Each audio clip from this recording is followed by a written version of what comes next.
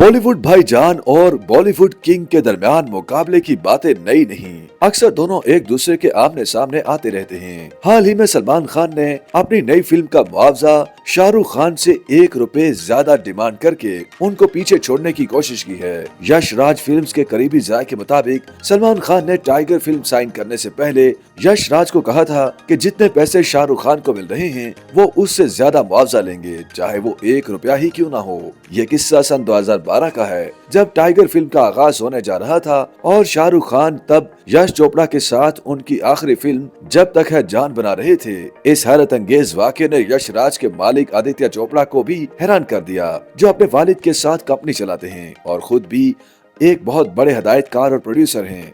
लेकिन सलमान खान की इस बात पर वो हैरान रह गए और उनको बताया कि सलमान को भी अपनी फिल्म के लिए अच्छे पैसे मिलेंगे, तो उनको फिक्र करने की जरूरत नहीं।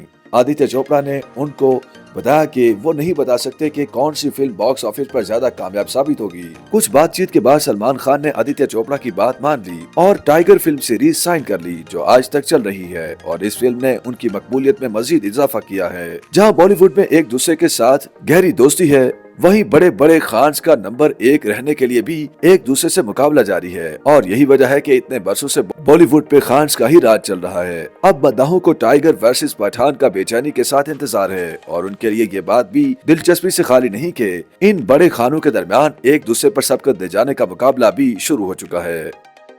YouTube पर गूगली न्यूज देखने के लिए youtube.com की सर्च बार में गूगली न्यूज टीवी टाइप करें। गूगली न्यूज के पेज पर सुर्ख रंग के सब्सक्रिप्शन वाले बटन पर क्लिक करना ना भूलिए। YouTube पेज पर अपलोड होने वाली वीडियोस से बाखबर रहने के लिए बेल आइकन पर क्लिक कीजिए। आपको हर नई वीडियो के बारे में नोटिफिकेशन मौसूल हो जाएगा।